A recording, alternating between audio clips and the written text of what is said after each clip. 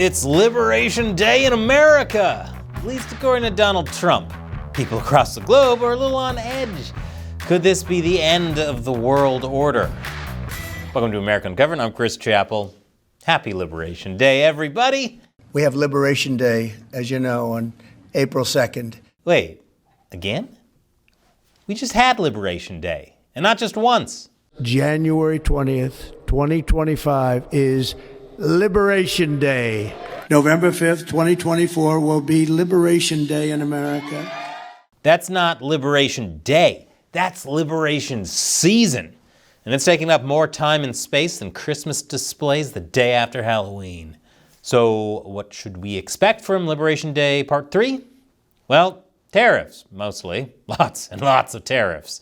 Global stock markets in Europe and Asia are falling and entering panic mode over the White House considering a 20% tariff on most imports. Although some imports, like alcohol, they could reach as high as 200%. So if any of this has you worried, I guess you won't be able to sit back and relax over a glass of Bordeaux. Instead, get in line with the rest of us. Grab a bottle of old Grandpappy's Britches Genuine All-American Rot Gut Whiskey.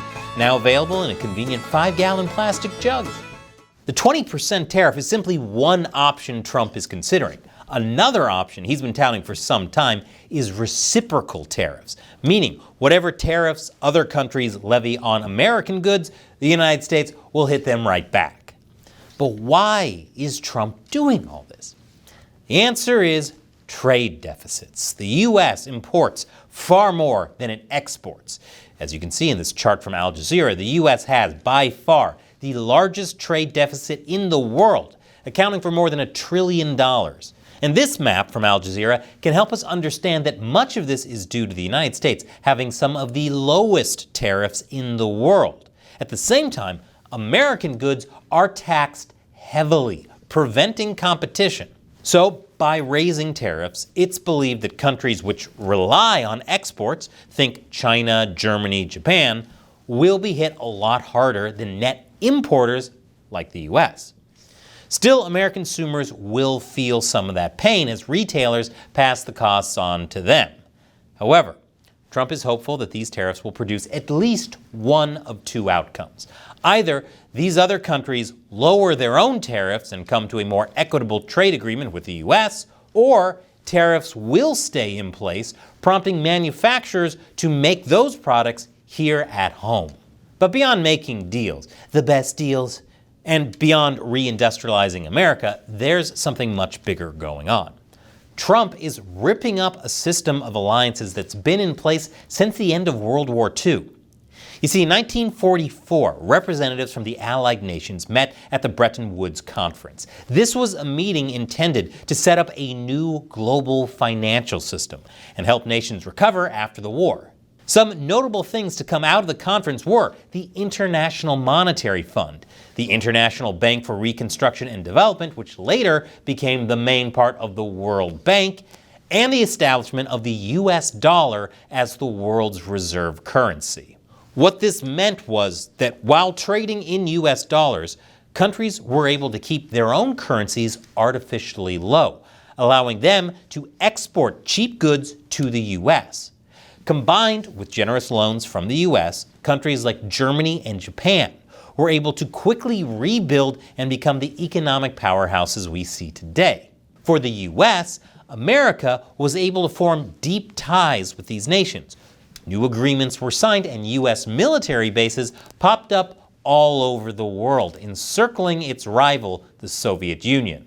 In essence, the deal was, we'll help you rebuild by selling stuff in our market, and in exchange, you become our ally in the Cold War.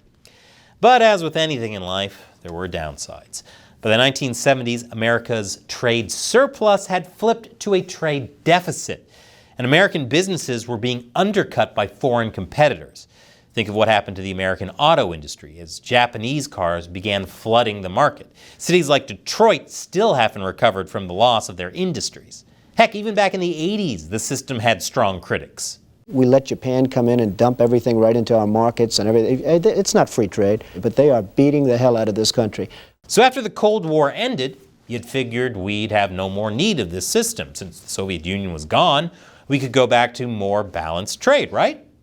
Well, actually, no, it got way, way worse. In 1992, George H.W. Bush got the ball rolling on the North American Free Trade Agreement with Canada and Mexico, and later, President Clinton granted China permanent status of most favored nation by signing the U.S.-China Relations Act of 2000.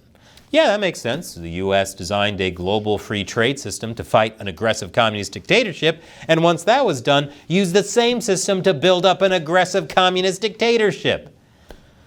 Since then, America's trade deficits have exploded. This is one of the big reasons why that guy from the Oprah show is running the country now. And now that Liberation Day is here, that old way of doing things is coming to an end.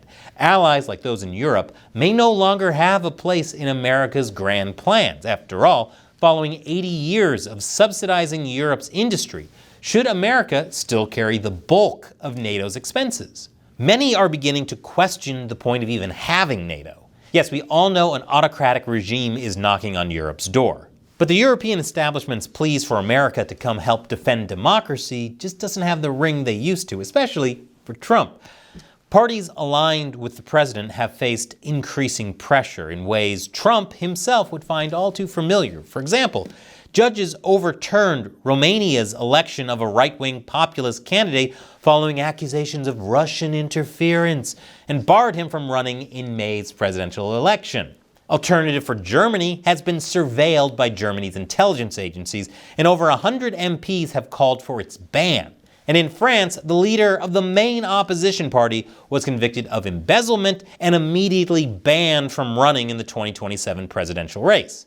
Yep, Trump says this sounds pretty similar to his cases. And these are exactly the sorts of things J.D. Vance called out during his speech at the Munich Security Conference. So when people accuse Trump of blowing up the international order, his response is yes.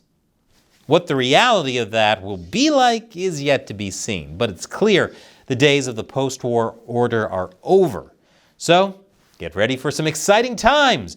And if it gets too much for you, grab yourself a handle of old Grandpappy Britches genuine rot gut whiskey. You're gonna need it. What do you think? Is this a good idea? Leave your comments below. And please, help us keep bringing you great episodes like this. Subscribe to our new premium website, AmericaUncovered.tv, and you'll also get exclusive content, live streams, and more. Just click on this button that's been here on the screen. Once again, I'm Chris Chappell. Thank you for watching America Uncovered.